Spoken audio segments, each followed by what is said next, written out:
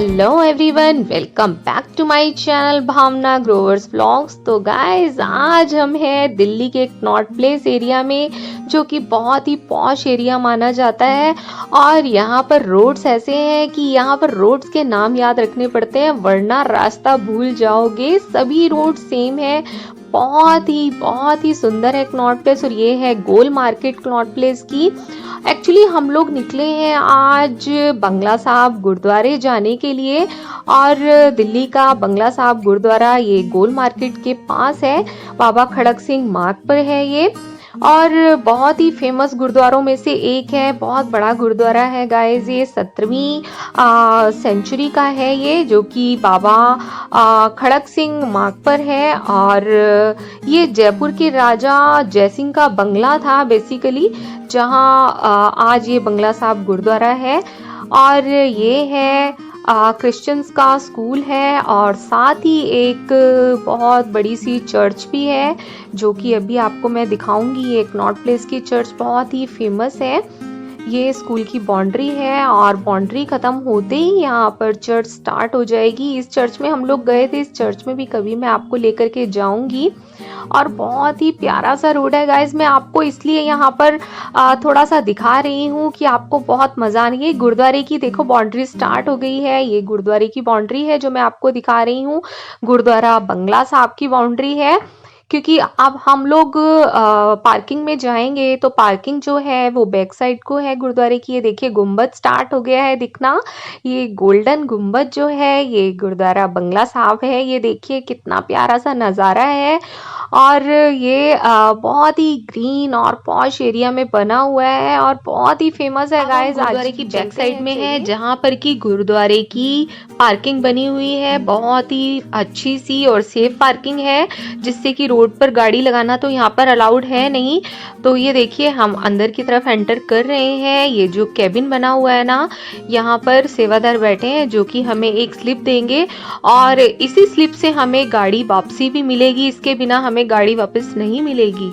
आपको मैं अंदर से पार्किंग भी दिखा देती हूँ। बहुत ही अच्छी सी फैसिलिटीज हैं। लेफ्ट पर बाइक्स एंड स्कूटीज हैं, और राइट पर गाड़ी खड़ी करने की जगह है। और अपनी कन्वीनियंस के हिसाब से हम लोग गाड़ी को खड़ी कर देंगे। और अब हम पार्किंग से बाहर आ गए हैं। पार्किंग से बाहर आने के लिए कुछ स्टेयर्स भी यूज करनी पड़ती हैं, बट जो स्टेयर्स का यूज नहीं कर सकते हैं उनके लिए लिफ्ट की भी फैसिलिटी है। और ये देखिए व्यू कितना प्यारा है। राइट पर लॉन टाइप बना हुआ है, गार्डन, और लेफ्ट पर गुरुद्वारा। बहुत ही शांत सा, बहुत ही अच्छा सा माहौल है यहाँ पर।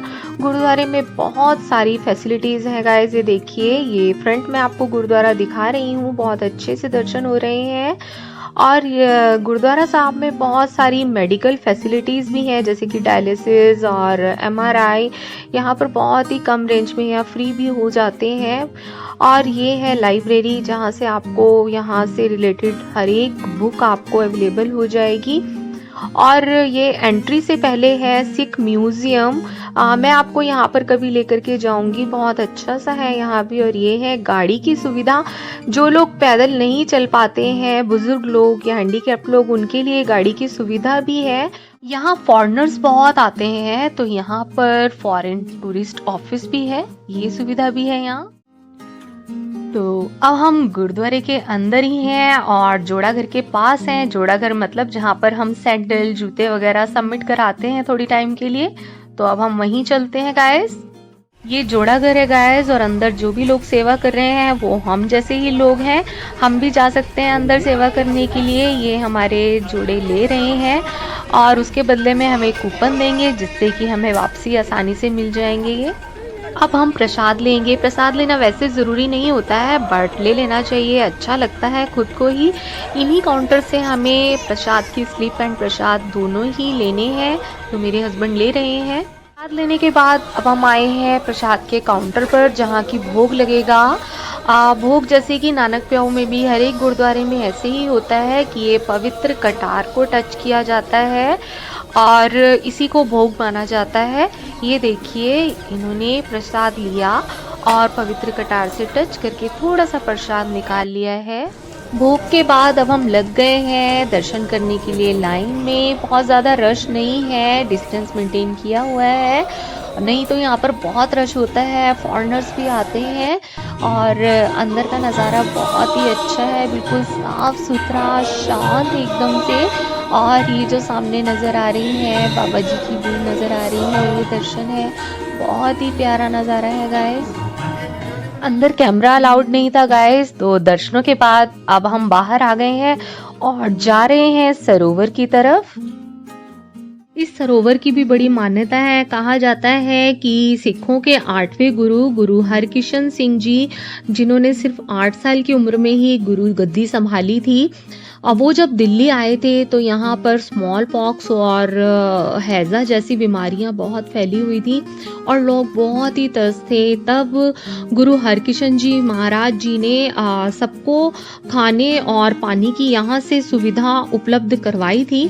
इसी बंगले से, ये बंगले का ही सरोवर था और बहुत सारी फैसिलिटीज दी खाने और पानी की, दोनों की। तब से ही इस जल की बहुत मान्यता है और इसे बहुत ही पवित्र माना जाता है। लोग इसे भरकर घरों में भी ले जाते हैं और ये गुरुद्वारा तभी से एक पवित्र तीर्थ स्थल भी बन गया है। और ऐसा माना जाता है कि इस जल से दुख तकलीफें बीमारियां सब दूर भाग जाती हैं।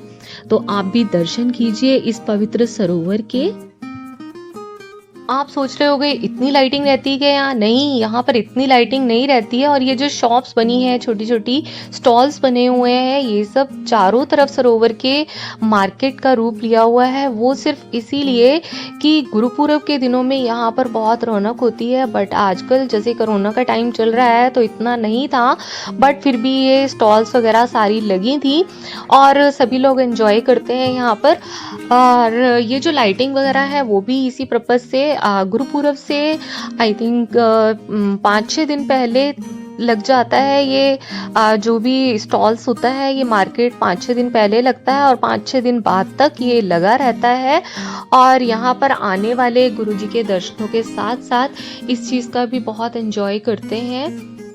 गुरुपुरब पर हम लोग यहाँ, ये देखिए मेरे हस्बैंड ने मास्क खरीदा है, बट ये पगड़ी के ऊपर पहनने वाला मास्क है तो इन्हें लूज आ रहा था तो वापस कर दिया इन्होंने। तो ये देखिए, मजा आया ना आपको भी?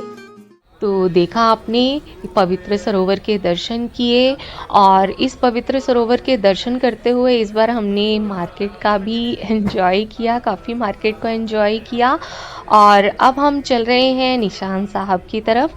और उससे पहले मैं एक चीज़ दिखाती हूँ आपको। जब हम सरोवर की परिक्रमा करते हैं तो कई बार प्यास लगती है, तो यहाँ पर पानी की व्यवस्था भी है, पानी पिलाया जाता है, बट आजकल शायद बंद है ये। हमने निशान साहब पर मत्था टेकने जाना था, बट अब अरदास का टाइम हो गया है, सो अब हम अरदास करेंगे।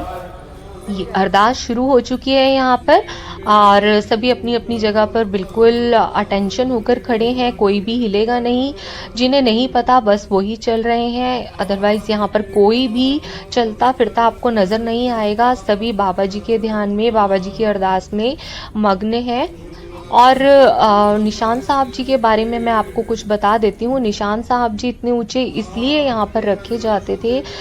निशान साहब इसलिए होते हैं कि ये इंडिकेट करता है कि जिसे भी ज़रूरत है खाना पानी यहाँ पर अवेलेबल है। तब यहाँ पर चेचक का बहुत बुरा असर था, तो इसलिए बाबा जी ने यहाँ पर निशान साहब की व्यवस्था की थी। और ये कुंड है जो कि उस समय जयपुर के महाराज राजा जय सिंह ने ही बनवाया था। ये सरोवर का ही जल है बेसिकली, बट जो भी जल भर के ले जाते हैं अपने अपने घरों को, उन्हें यहीं से ये जल दिया जाता है। और इस जल की बहुत मान्यता है, मैं आपको बता चुकी हूँ। तो अब ये अरदास फिनिश हो चुकी है, बाबा जी की स्तुति चल रही है, तो सब लोग अपनी जगह पर बैठ गए हैं। और जो सेवादार हैं, जल के सेवादार या जोड़ा घर के सेवादार, सब ने अपनी अपनी पोजीशन ले लेनी है। अब इस टाइम पर ले लेते हैं सब अपनी अपनी पोजीशन, बट अभी वर्किंग किसी की भी स्टार्ट नहीं होगी जब तक कि बाबा जी की स्तुति अरदास फिनिश नहीं होती है। जब आरती स्टार्ट होती है तो वर्किंग भी स्टार्ट हो जाती है। मुझे आरती भी बहुत अच्छी लगती है गुरुद्वारे की। तो अभी सभी लोग बाबा जी के ध्यान में बैठे हैं, अरदास अभी चल रही है, अभी कोई वर्किंग स्टार्ट नहीं हुई है यहाँ, सिर्फ बाबा जी का ध्यान किया जा रहा है और कितनी शांति फील हो रही है गाइस। आप लोगों को भी बहुत अच्छा लग रहा होगा, ऐसा लग रहा है ना कि आप भी गुरुद्वारे में बैठे हैं। पिछले मंडे गुरुपुरब था और हम लोग नहीं आ पाए थे, इसलिए आज मंडे है तो आज हम गुरुद्वारे में हैं। अरदास फिनिश होते ही हम लोगों ने जल लिया। ये देखिए जल की सुविधा स्टार्ट हो गई है और उसके बाद कुंड से जल घर के लिए लेकर के हम निकल पड़े निशान साहब जी के दर्शनों के लिए। निशान साहब जी का मत्था टेका, उसके बाद यहाँ पर गुरु महाराज जी का भोग लगा हुआ प्रसाद डिस्ट्रीब्यूट किया जाता है। 1 बाय 1 हम लोग सब लाइन में लग गए और ये देखिए एक एक करके सब प्रसाद की लाइन में लगे हुए हैं और हमने भी यहाँ से प्रसाद लिया और आगे बढ़ गए। एक ये चेयर के बारे में और बताना चाहूंगी, ये चेयर उन लोगों के लिए है जो लोग सीढ़ी चढ़ उतर नहीं सकते हैं। गुरुद्वारा थोड़ा सा ऊंचाई पर बना हुआ है, 15-16 सीढ़ी तो चढ़नी ही पड़ती है, तो जो लोग बिल्कुल ही नहीं चल पाते हैं उनके लिए चेयर है। इस चेयर पर बिठाकर बेल्ट बांधी जाती है और जो लोग नहीं चढ़ सकते या उतर सकते वो सीधा इसी चेयर के थ्रू स्लाइड करवा दिया जाता है उनको।